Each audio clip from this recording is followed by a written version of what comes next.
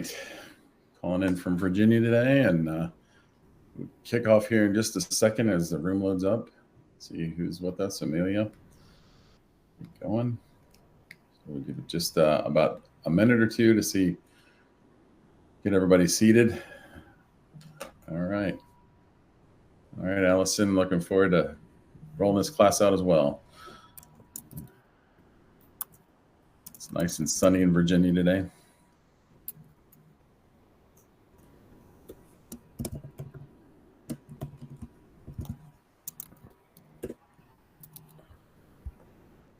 All right, Carrie. Got Peter. Well, I think we should probably get going so we can get this thing rolling. I know there's a lot of anticipation and a lot of money on the line with matching gifts, and we just wanted to start out by saying hi. I'm Mike Fisher, Vice President of Client Experience and Sales at CharityEngine. Over the last 15 years, I've worked in the nonprofit industry in fundraising roles, Chief Development Officer, VP of Development, and similar levels of work. In 2024, I joined CharityEngine, my favorite CRM, to help other nonprofits raise more money. I love fundraising. I love to help people do that. So CharityEngine was a great place to be. But during my travels, I've met many great people, have a lot of interesting viewpoints on how to raise more money. And so we started this program, and now we're in the Elevate fundraising series. And today we're going to talk about matching gifts. And we have a special guest, Amelia, from Double the Donation. And so I'd like to kick it over to her and hear more about matching gifts. Thanks so much, Mike. And hi, everyone. It's great to meet you. I just want to take a second and extend a special thank you to both Julie and Mike for inviting me to present today. As they mentioned, my name is Amelia, and I am a partnership success specialist at Double the Donation. That's just a very fancy way of saying that I work with donation platform partners like CharityEngine to help charitable organizations like you guys really access more matching gift resources, research, and tech, all with that end goal of helping you raise more in matching gifts. I am also joined today by my colleague Peter, who is already in the chat. He is happy to field any questions you might have throughout today's presentation. So let's just go ahead and kick things off. So here I am. And then if we move to the agenda, got a couple of things I am excited to cover with you guys. First, we'll kick things off with corporate matching gift basics, making sure we're all on the same page when it comes to matching gifts. I think there's some common knowledge gaps just because corporate matching really does have a lot of different nuances attached to it. Then we'll move into some benefits of marketing matching gifts. And finally, we'll conclude with some best practices to double your fundraising revenue. Before we kick things off, though, I do want to take a brief moment and review the relationship between Double the Donation and CharityEngine. Maybe you've heard of us, maybe you've got some questions. To kind of provide a brief overview, our two companies work together to provide automated solutions to fundraisers, allowing them to streamline their efforts and really, again, see greater donation success. You're going to see that as a common theme throughout today's presentation. Double the Donation's tool is the industry-leading matching gift automation tool. It integrates seamlessly with CharityEngine's donation forms, really helping you highlight matching gift opportunities and drive those matches to completion. So that's what the two of us are all about. That's what we're about, making sure you have access to those resources and making it as easy as possible for you to access more matching gift revenue. All right, with that said, let's go ahead and dive into some basics. When it comes to matching gifts, maybe you're new to matching gifts altogether, or you just need a refresher. Basically, matching gifts are the most popular form of corporate giving, where companies agree to financially match donations their employees make to charitable organizations. And there are 5 different aspects when thinking about the matching gift process to consider as a nonprofit.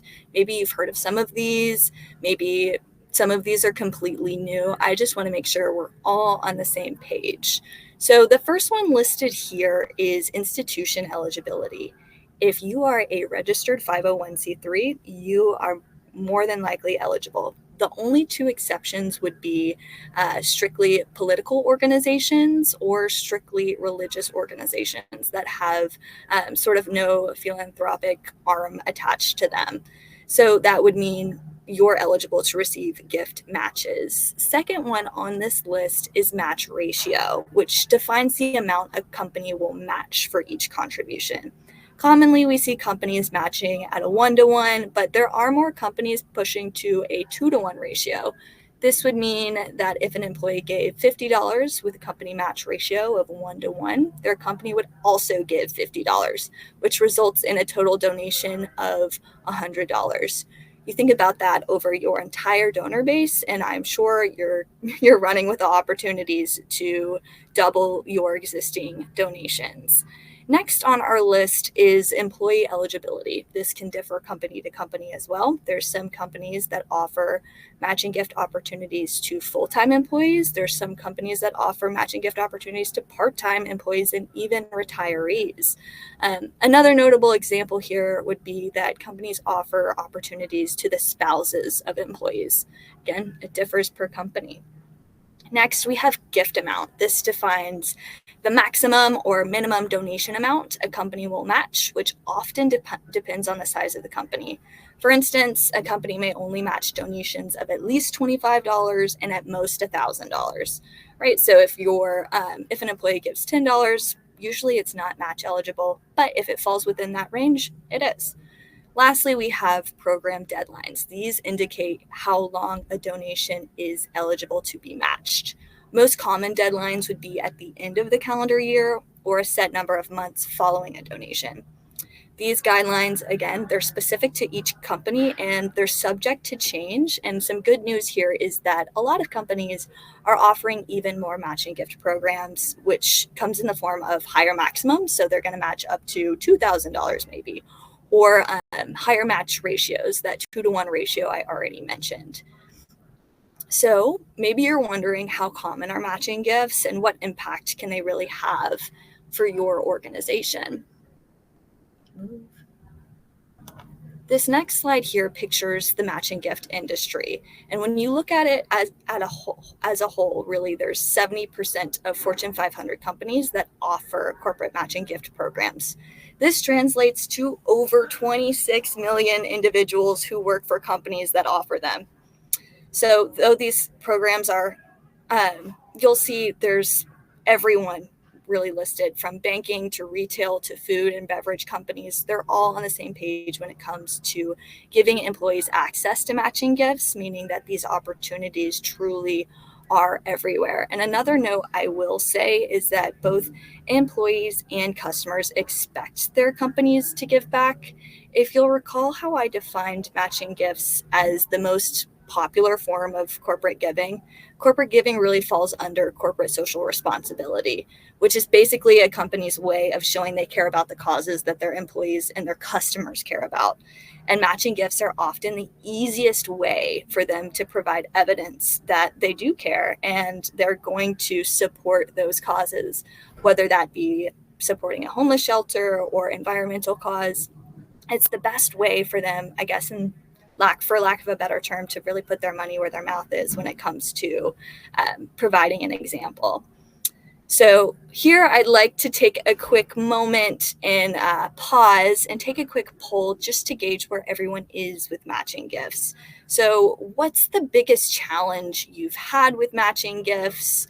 Is it something you're already looking into with your strategy? I think we're going to have the CharityEngine team make sure you have access to that poll. I want to know, is it a lack of donor awareness? Do you feel like you have the needed internal staff capacity? Is it easy for you to track matches? With all of this opportunity that's available, I think it's a common theme that organizations just aren't seeing as many matches as they would expect to see or want to see. So I'm going to pause and let those answers filter in. So I think it's that live one. Okay. I'm seeing Okay, that's what I would have bet on. Lack of donor awareness is 50%. And then closely, it's changing. I don't know when it's totally done. But still what I would expect. Lack of donor awareness is leading the charge. And then we have kind of a smaller issue with internal staff capacity, and then no easy way to track matches. These are common roadblocks. Okay. Well, if you haven't answered quite yet, feel free to take a moment and submit your answer. And the reason I'm pausing this is because nonprofits like you really are still missing out on a ton of funding from unmatched donations. So if you're feeling like it's a challenge, I want you to know, for one, you're not alone, and it's a common roadblock that you're facing.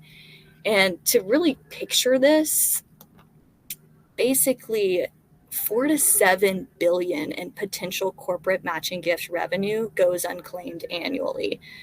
So I will take a moment, let that number sink in. It's billion with a B. So even though there's all of this opportunity out there, a lot of times getting that money back to you is a challenge. And this is because most match eligible donors are completely unaware of their company's program. And even if they were aware, many of them don't know how to submit a matching gift. Remember how I mentioned the programs differ per company? So despite the generous funding available, there is that massive donor awareness issue, which we're seeing in your poll as well.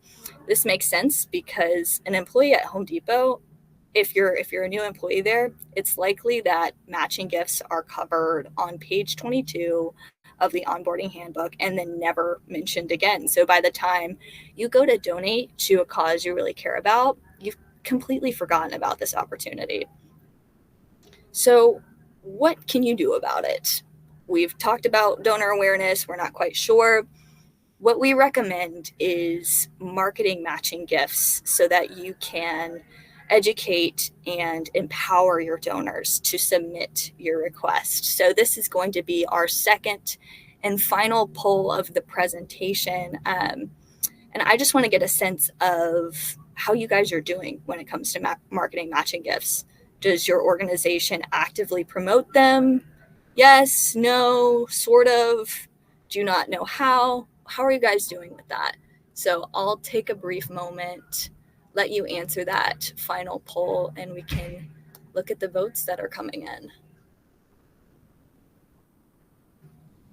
I think it's common that people know they want to market matching gifts, but they're not quite sure where to start. So maybe that's you. Maybe you're not marketing them at all because it feels like a challenge. You don't know where to begin. Okay.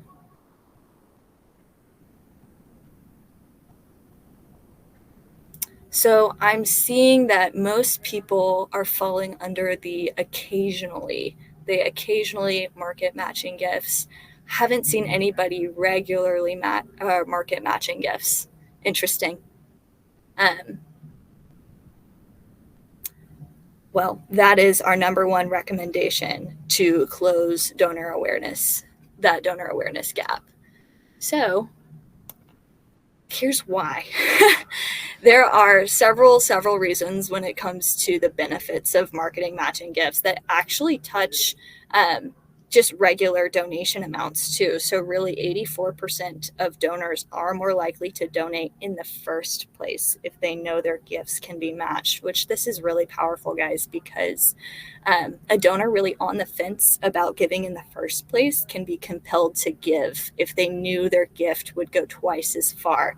So if I'm thinking about maybe giving $50 and then I hear that $50 could be $100 contribution, that's going to pull me over the edge to go ahead and submit that donation. There's also an increase in donation amount too. So a donor planning on giving $20 may actually give $50 if, again, it would result in that $100 total donation to your organization. And this is kind of the ethos behind matching gifts. Donors feel empowered to give because their contribution will go twice as far. And they know you're not asking them to dig back into their wallets to make that happen. And it goes back to the relationship donors have with your organization. They want to be the hero that helps you make a difference. And when it comes to matching gifts, it's one of the easiest ways that they can contribute, again, without having to give additional resources. You're asking them to partner with their employer who already offers that program. So a couple of best practices to think about when marketing matching gifts. First one here would be to provide educational resources, right? We went through all of those best or kind of overview when it came to matching gifts. And, it's likely some of you hadn't heard that. So it's even more likely then that your donors really don't quite know why a matching gift program exists and what it can really do for your organization. So step one would be to create a page on your website that outlines what these programs are, how they work, and what steps your donors need to take to get their gifts matched.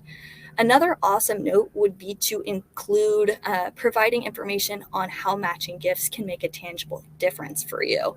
So donors want to know that their participation in these programs can lead to real world change. It's like donating in any other way. They want to know that their donations, and in this case, their matched donations, provide clothes and shelter to double the families in need, or help you rescue double the pets and help them find new homes. So if you can tie it back to tangible impact, that's one of the easiest ways for a donor to start to understand the importance of submitting a matching gift request.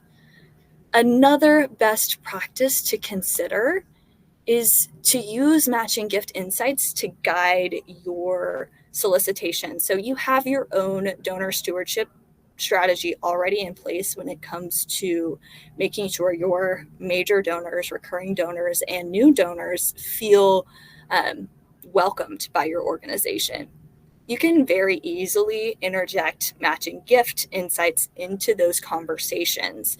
So it starts with gathering knowledge about where your donors work, right? So then you can educate them about their matching gift eligibility. So maybe in your next major donor lunch, a very easy question is just to simply ask where they work.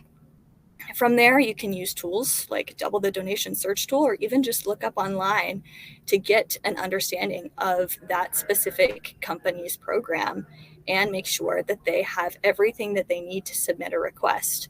You might focus on these conversations also towards the end of the year. As we mentioned, most of those donations are no longer eligible for matching gifts or for matching at the close of the calendar year. So important to think about timing, important to just start to understand where your donors work. And another tip that I've seen work really well is just to have a general understanding of the major companies in your area that are known for generous CSR programs, right? So a couple of different ones that come to mind would be Home Depot. It would also be just major tech companies are also very much in the CSR space. So Microsoft, if there are by region, we have plenty of resources too. You can get a better understanding of, okay, based off of our region, who are the companies that are already just giving back to organizations like me. So something to think about in those conversations. And the last note here for a best practice would be to make matching gifts intuitive in the donation process. So we talked a little bit about how usually matching gifts are covered in an employee's onboarding process and then forgotten about by the time that they access your specific donation form. So our best practice is reminding donors that they're match eligible while they're in the giving mindset. And the best place to do that is on the donation form. That's why we integrate with CharityEngine. It helps you identify match eligible donors at the point of donation and provide those company specific matching gift next steps, prompting them to submit their matches on their donation form.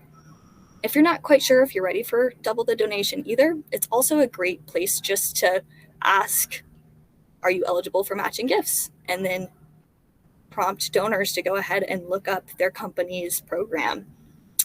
Another best practice here would just be to leverage automation. So We know email automation is one of those things that can help your team out when planning any kind of stewardship effort, since one of the most important aspects of stewardship is timeliness, especially during peak giving season when your team is most likely stretched thin for resources and time. So making sure that you leverage that automation, following up with donors after they've donated is a great example, just to ensure that they know they're match eligible. You can do this with our software, but you can also do this on your own time after you've found out where your donor works. It's something that's really going to help you tenfold after they've submitted that initial donation. So at this point, I think we have maybe 9-ish minutes left. I don't know. But I want to make sure we've got time for questions if you guys have questions.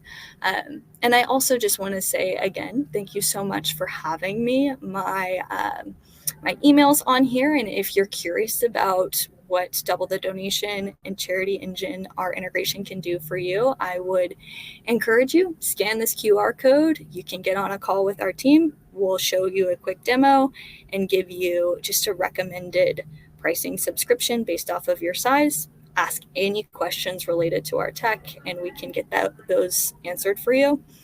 And I'll also say, if you are a existing client of ours, thank you. But there are other resources you can leverage too. We have ongoing webinars on our platform if you're curious about more matching gift best practices. So thank you again for having me, and I truly appreciate your time.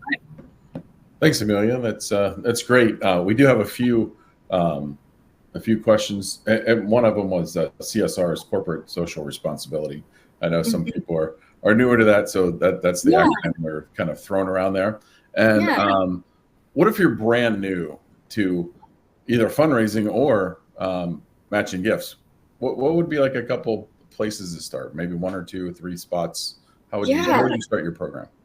If you're brand new, I think it's important to understand what the matching gift landscape looks like near you. So there's different companies with different type of generosity profiles depending on your region. So it's good to kind of know which ones to look out for. And then I would also think about surfacing those employer conversations in your major donor conversation. So asking, where do you work, to your major donors, and having that base knowledge of knowing, okay, if my donor says they work at X company, I know that company has a 2-to-1 match ratio, and then really nudging them to submit that match. That'd be the first place. And then I'd also say too, Double the Donation just sent out a new pricing strategy where it's free to start. So if you just want to get on a quick call and understand a little bit about your expected matching gift ROI, that's totally fine too. So you can get a plan of where you are and where you want to go. Good. The end of year giving is coming up quick. As a long-time fundraiser, you're always like 9 months out, 6 months out, and your clock is ticking, and we're soon into July. So you have 6 months left. So end of year fundraising is already, being positioned by a lot of people. How long would it take to get a program started? If you say, hey, we're coming back from July 4th and we're going to have a board meeting. We want to, we'll have a decision by August. How long would it take if you took a month of planning out a little bit? How long until you're live and maybe starting to see some results? Would it happen this year? I can say for sure if you sign on with Double the Donation, it'll be a lot easier to happen this year because of that automation aspect. But I'm privy to it, and I know too our system has end of year automation set up. So we'll send an additional reminder to match eligible donors towards year end, just because we know those programs end at the end of the year. So there's a lot of eligible donations that expire on December 31st. But if you're brand new and you're like, I still want to get the most out of my giving season, then I think knowing where your donors work is the place to start. So maybe it's sending out a survey, or it's asking in your ongoing conversations with them and then prompting them to submit a request through their company's portal. I never thought of it that way before, but so you're telling me I could go backwards. all the way to January 1st and say, hey, I've had these donations this year. And it's like you can collect back. That's an interesting thing. So you could actually go back and say, I've already raised $8 million, and we could try to operate backwards almost and claw back or pull in the other way. So it's not just giving season. It's the donations that started January 1st. So it's maximizing all of those. But once you hit December 31st, it's done. Like you usually. Yeah. Okay. Usually per company it changes, but I mean, that would make sense. If I donated in 2012, then it's probably no longer eligible for a matching gift. So that's like a company's way of ending that. And if anybody else has any other questions, we're getting a few through the feed here. Yeah. Just hit them in the chat. The multiples, I think is interesting. 1x, 2x, 3x. Is there a way? I never paid that close attention to that when I was doing it. Yeah. Is there a way you can see that ahead of time, or is there certain companies like you'd mentioned, Home Depot and some others, that you would specifically target? Great question. The best way to see it would be on our search tool, because our basically double the donation, we have over 25,000 different company records. And so it'll show those minimum, maximum, and that match ratio, but it's also public information that you can look up on your own. But if you want to go through company to company, our search tool is the fastest way to find that. And that also exists in our integration with CharityEngine on the post-transaction screen. And then when it comes to generous companies, off the top of my head, I know like Soros Fund Management, they're a 2-to-1 match ratio. And then we've got a couple of different resources on our blog that highlight matching gift leaders in the space. So be sure to check that out if you're ever curious of, top companies in your area that offer those high maximums and high ratios.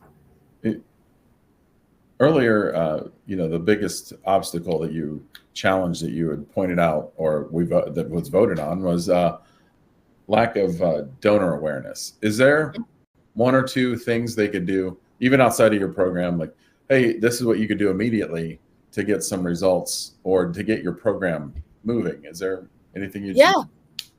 So almost every organization has what's called, I like to call it the Ways to Give page. You probably already have that if you're taking donor advised funds, you're taking online donations, you're taking checks, right?